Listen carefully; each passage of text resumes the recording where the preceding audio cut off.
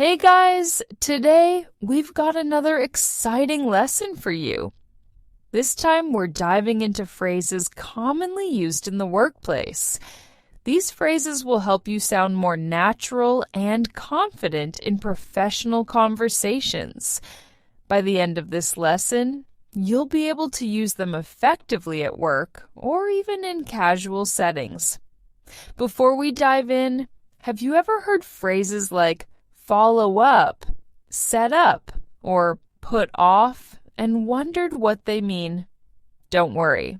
Today, we'll not only define these phrases, but also show you how they work in real-life situations through a fun short story. Sound good?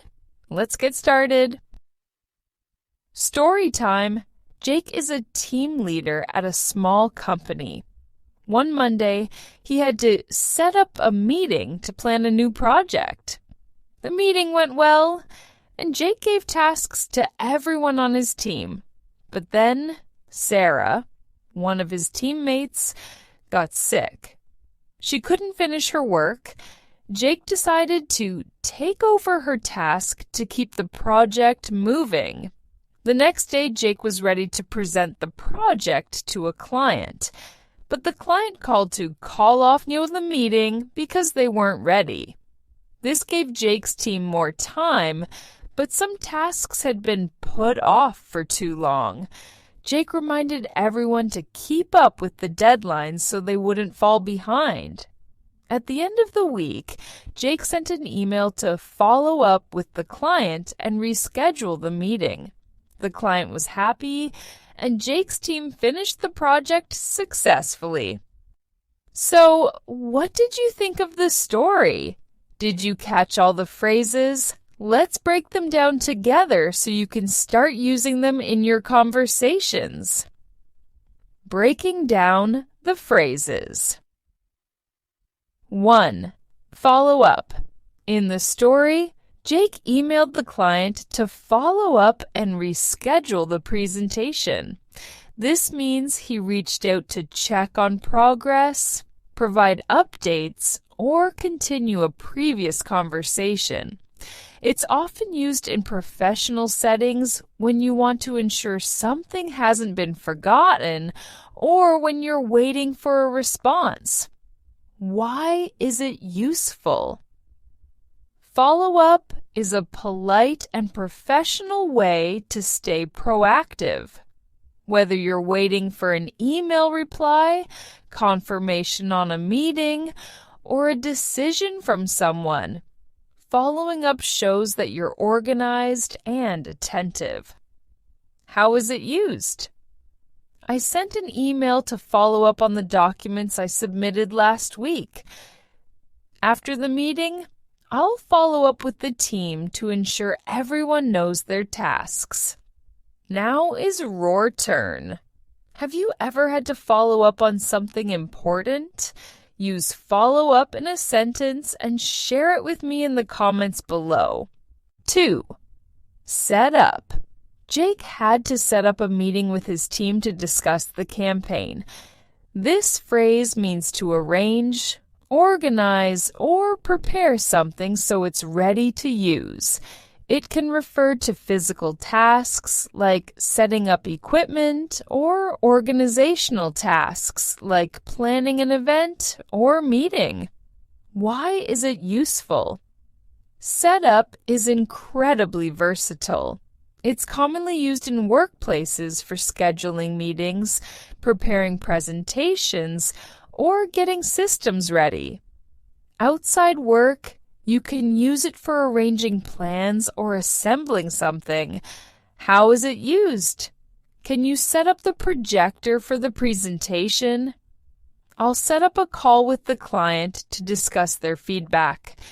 We need to set up the event space before the guests arrive. Now is your turn. When was the last time you had to set something up? Use set up in a sentence and let me know. 3.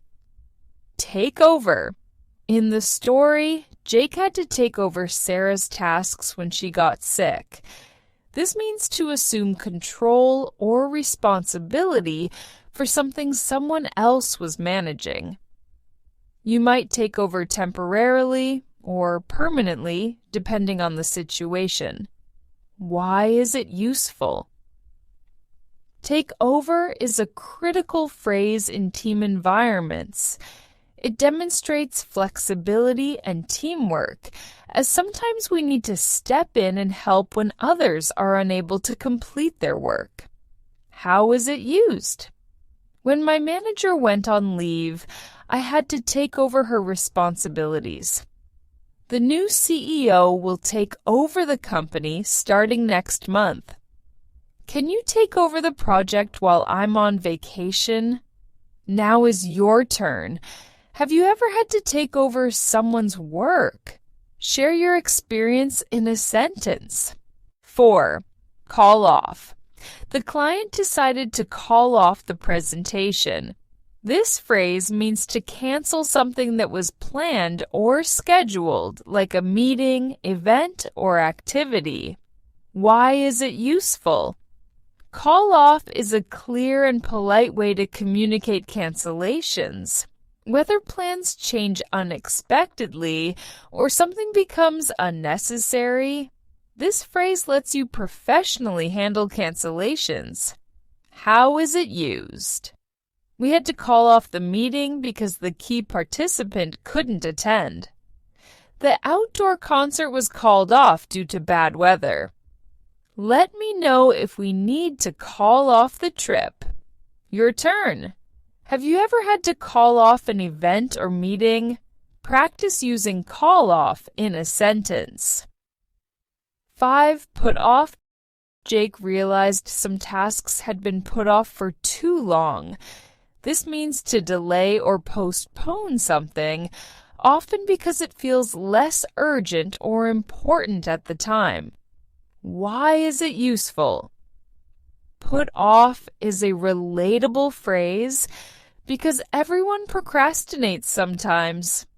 It's also a polite way to acknowledge that something was postponed without sounding too negative. How is it used?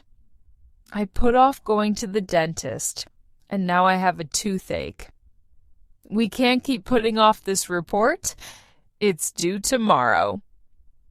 The meeting was put off until next week to accommodate everyone's schedule. Now is your turn. What's something you've put off recently? Use put off in a sentence and share it. 6. Keep up. In the story, Jake reminded his team to keep up with deadlines. This phrase means to maintain the same level of effort, progress, or performance over time. It's especially important when you're managing deadlines or trying to stay competitive. Why is it useful? Keep up is motivational and versatile. It's often used to encourage people to continue doing well or to remind them not to fall behind. It's also helpful when talking about staying informed or updated. How is it used? I'm trying to keep up with all my assignments, but it's been tough. You're doing great. Keep up the good work. It's important to keep up with industry trends to stay competitive. Now is your turn. How do you keep up with your daily tasks or responsibilities? Use keep up in a sentence and let me know. Now that we've reviewed the phrases, let's go back to the story and listen again. This time, you'll understand exactly what's happening. Story recap with explanations. Jake is a team leader at a small company. One Monday, he had to set up a meeting to plan a new project. The meeting went well, and Jake gave tasks to everyone on his team, but then Sarah, one of his teammates, got sick. She couldn't finish her work. Jake decided to take over her task to keep the project moving. The next day, Jake was ready to present the project to a client. But the client called to call off at the meeting because they weren't ready. This gave Jake's team more time, but some tasks had been put off for too long. Jake reminded everyone to keep up with the deadlines so they wouldn't fall behind. At the end of the week, Jake sent an email to follow up with the client and reschedule the meeting. The client was happy, and Jake's team finished the project successfully. Wasn't that story much easier to follow the second time? Remember, the best way to improve your English is to practice. Use these phrases in your conversations, emails, or even while speaking to yourself. If you enjoyed this video and found it helpful, make sure you don't miss our next video. We have an exciting and engaging topic lined up to help you practice your listening skills. Click here to watch it and keep improving your English.